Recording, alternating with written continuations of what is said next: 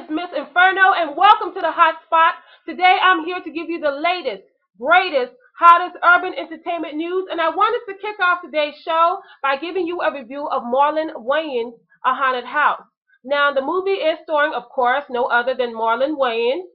It's also starring Essence Atkins from the sitcom Are We There Yet? And comedian Cedric the Entertainer.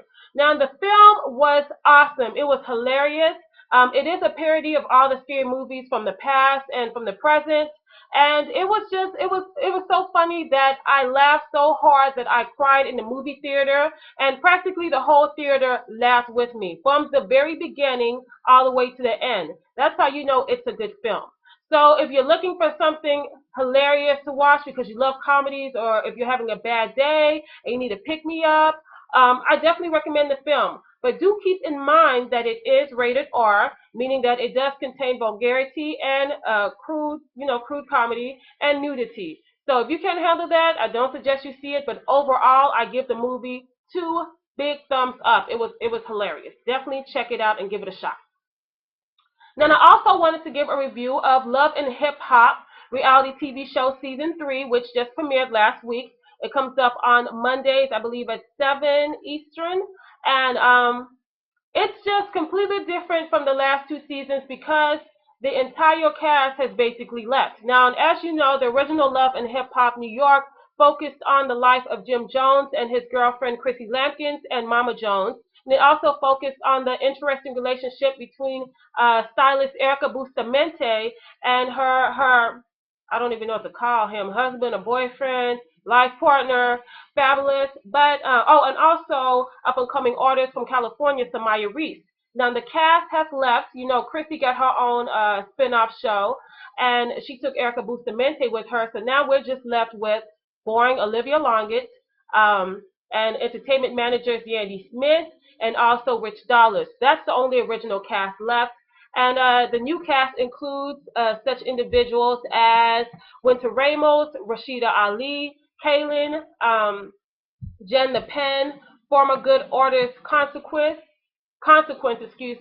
Rocky Thunder, L'Oreal, Tahari, and Joe Budden. Joe Budden seems to be the replacement for Jim Jones, and in the show, it seems to primarily focus on his love life between his new girlfriend. I don't know if she's a stripper or a video model, you know, the typical that rappers date, and also his ex-girlfriend, who I believe is Tahari, and her friend, who she feels slept with him when they were still in a relationship. So that's what it seems to focus on. And Erica Mena is still on the show from last season, who got in a fight with a couple of cast members.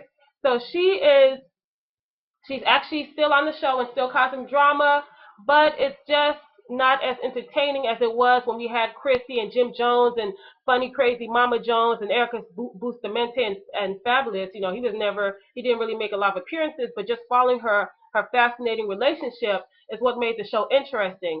The new cast so far has been pretty boring. I did catch the premiere episode, like I said, and I caught yesterday's episode on Monday, and it wasn't any better. So I'm hoping that the season will get better. I will continue to watch and keep you updated, but at this point, it's been boring. And at this point, I give it 2 thumbs down. Okay, so you never know. Maybe in the middle or end of the season, it might go up, but hopefully it doesn't get as crazy as the Love and Hip Hop Atlanta spinoff that was just ridiculous this past season. So that's it for that review. The last review I wanted to give you today is a review of Justin Timberlake's new song, Suit and Tie, featuring 50 Cent.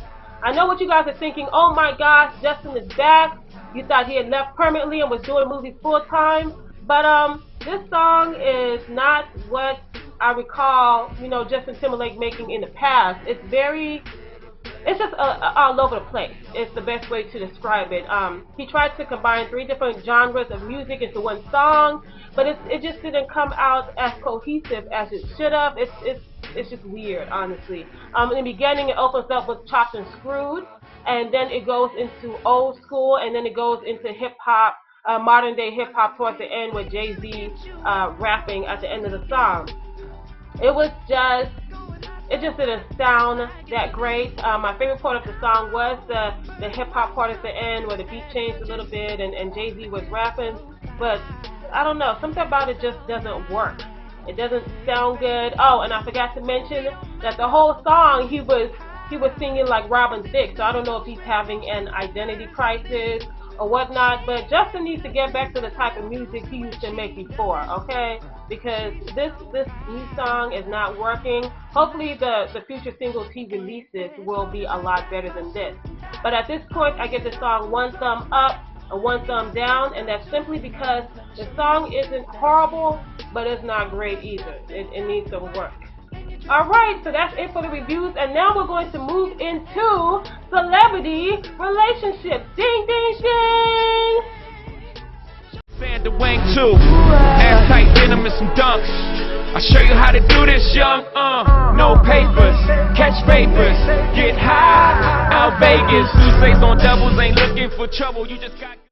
Alright, now we're going to kick off celebrity relationships with the most hated and loved celebrity, Kim Kardashian, and her relationship with Kanye West.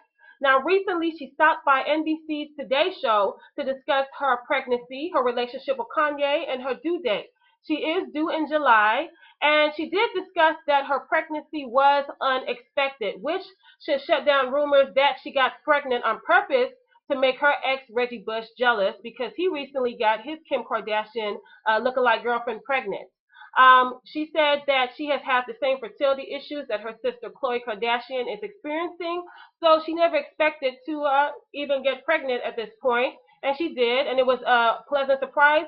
And she did say that her and her man, Mr. Kanye, have discussed marriage in the future, but presently they are focusing on the baby.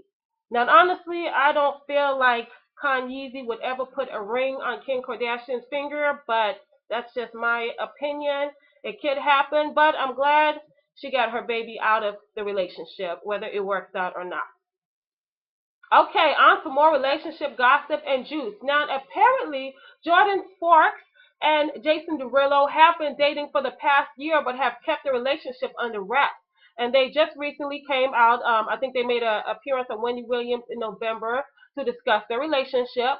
But I was apparently living on another planet, so I missed it. But I just found out about it when I saw that they did a glamour shoot together, and they also have discussed their sophomore albums that they're working on, and apparently they're going to be featured on each other's albums. Now, if that's not true love, I don't know what is. All right. Also, I want to discuss Jennifer Williams from Basketball Wives. She finally has a new man. Woo! Now, if you've been watching the last couple of seasons of Basketball Wives Miami, you saw that she had problems with her ex-husband Eric Williams, and at the time they followed her relationship and the turbulence that was occurring between them and their divorce proceedings and whatnot. And her best friend at the time, Evelyn Lozada, tried so hard to hook her up with a man, or at least hook her up with somebody to help her get rid of the cobwebs downstairs. And Jennifer just wasn't having it. But she's currently dating, let's see, Cisco Rosado from CMG Entertainment, and apparently they started out as friends. They met on the set of a music video 3 years ago, and love has just started blooming and is in the air presently. So she seems very in love.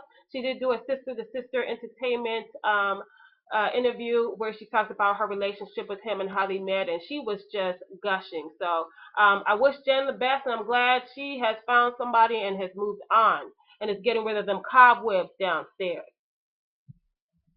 All right.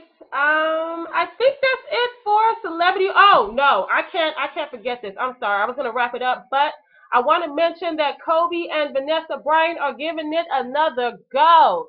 Did we expect that? No. We expected Vanessa to walk away with half of Kobe's $200 million earnings, but apparently the couple has decided to give it another go. They posted on their Instagram and Facebook that they have ceased all divorce proceedings and are going to work on the relationship. Now, I feel like, Vanessa is only staying because of the kids, which is the typical reason that most women and people in relationships give, that they want their children to grow up in a complete household with both parents. And that's the main reason. And also I feel like, that they don't want to have a messy divorce on camera and in the public eye like Deion Sanders and Pelora Sanders, because that divorce has been a hot mess and has cost Deion Sanders large endorsement deals and also TV time, which has cut into his income. So I think they're trying to avoid that, the bad publicity, and they want to keep their families together. I really honestly don't see the relationship working. If they're lucky, they might get 1 or 2 more years out of it. But I feel like at some point, even though everybody's saying it's cheaper to keep her, she's going to walk away. And, either way, she's going to get that large sum of money because there was no prenup. And she hit that 10-year mark anyway where she's guaranteed a large, sum of money. Um, so that's it for relationships. And we're going to move on to hot topics. Now, I'm going to kick off hot gossip with Kat Stacks, the most loved and hated video vixen in the hip hop entertainment industry. Now, after 2 years of serving time in jail for missing an immigration court date, she was recently released from jail, and she has avoided, deportation back to her home country of Venezuela.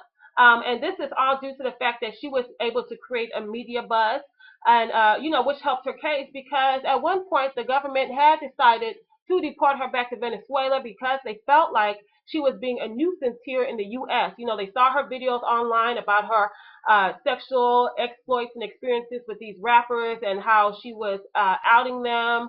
And they just didn't feel like she was really doing anything to benefit the American society and her community. So they were going to deport her, and she said that one of the reasons she was able to survive in jail is because she had a lot of fan support from rappers and just the general public who was sending her money to buy food, and a lot of rappers were also writing letters to the court telling them not to deport her and to give her a second chance. And I'm surprised that she had any, fans and supporters in the hip hop community because the hip hop community, as far as rappers and even the public, were very angered at her, uh, misbehavior and the way she was just treating these artists. Okay, on to the next. I wanted to discuss Blue Ivy Carter's first birthday last January 7th. Apparently, she turned one, and the power couple Jay-Z and Beyonce had to go all out. Apparently, they spent $200,000 on her birthday party. $95,000 went to Pink and White Roses for the party. $80,000 was spent on a diamond encrusted Barbie for Blue Ivy. $30,000 was spent on costumes for her friends and her parents. And also, a $2,400 cake was present at the party. I know that cake must have tasted good. It was probably plated in gold. All right, so, sometimes I feel like I could just, switch places with Blue Ivy for a couple of days and just enjoy what she's enjoying. She's one, she don't even know what's going on, but she has all this luxury taking place, this luxurious life. So I would love to switch places with her for like 2 seconds. Okay, a little bit longer than 2 seconds would be better. I also want to discuss Beyonce performing at the New Orleans Super Bowl halftime show. She will not only be performing by herself, but she will be performing with Destiny's Child to premiere a new song that they have called Nuclear off the upcoming compilation album called Love Songs, which will consist of slow jams from their albums ranging from 1997 to 2004. Now, this is the first time that New Orleans has held a Super Bowl since 2002 and since the Katrina devastation in 2005, so it should be very, very exciting. Don't be surprised if JC also makes a guest appearance himself. Also, Beyonce is working on a new documentary. This should be documentary 3000 for Beyonce, who continues to make documentary after documentary. But it is called Life is But a Dream, and it's going to give you a glimpse into her life, and also she covers her pregnancy in the documentary and gives you shots of her stomach while she's pregnant. And I guess this is to, prove to naysayers that she did indeed carry her own child and give birth to it.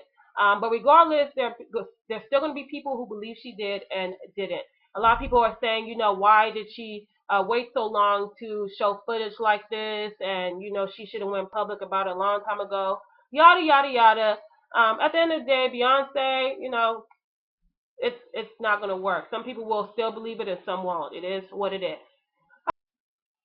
All right, I did want to discuss Whitney Houston, and people are now saying that she was murdered. Paul Hubel, a high-ranking investigator, recently looked into the case of Whitney Houston and has discovered surveillance video showing two men who are said to be hitmen leaving her hotel room even 45 minutes prior to her death.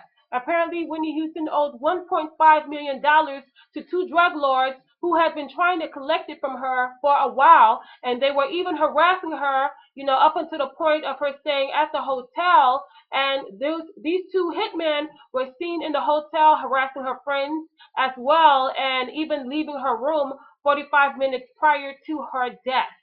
So this information has been turned over to investigators, and Paul Hubel strongly feels that she was indeed murdered. So hopefully we will soon get more answers about Whitney Houston and her death, because like many celebrity murder cases, it normally doesn't add up, and he has found the reason why it may not add up. Now I'm going to move on to celebrity fashion, and I'm going to start off with Nicki Minaj. Now apparently Nicki Minaj has signed a venture with Sears Holdings, which owns Kmart and ShopYourWay.com and a couple of other department stores or clothing stores, and they are planning to launch a line within the year. And it's going to focus on different lifestyle types of clothing and accessories. And I'm looking forward to see what it's going to look like. I really don't know what it's gonna look like. Honestly, she hasn't given us any ideas, and I'm so used to seeing her wear a costume. I don't really see what she wears in normal life, so it's gonna be interesting to see what this line is gonna look like. And I hope it does well. I wish her the best. I like that she's building her empire. Chris Brown's ex or girlfriend, or I really don't know what they are at this point, because anytime you look at the tabloids, they're in a relationship, they're not in a relationship. He's cheating on Karuj with Rihanna. He's cheating on Rihanna with Karuj. They're in the love triangle. I really don't know, but that doesn't really matter, because at the end of the day, they're working on a line of clothing together, which is supposed to be a spin-off from Chris Brown's Black Pyramid clothing line. It is called The Kill, which Karuj Tran came up with the name. And originally, it was supposed to be a female line for Chris Brown's Black Pyramid line of clothing, but they decided to make it a unisex line. And she is the one, he's trusting her to create most of the designs. And, I don't know what the line looks like. I've only seen Christina Milian wear a beanie, and I saw Karuj Tran rock a shirt that said The Kill on it. But other than that, she hasn't really revealed anything yet. She did have a premiere date of 12/12/12 for the line of clothing, but the line wasn't ready, so she has pushed it back. She has given no further information about when there will be a new premiere date or when she will, launch the line. So if I find out any further information, like I said before, you will be the first to know. Anyway, this is Miss Inferno, the hot spot. Thank you for tuning in and chilling with me this week to gather the hottest, juiciest, latest gossip from the urban entertainment industry. Please come back next week, and I will definitely have more for you. All right? So this is Miss Inferno signing off. Deuces. I'm on my tippy top. See the crowd, I'm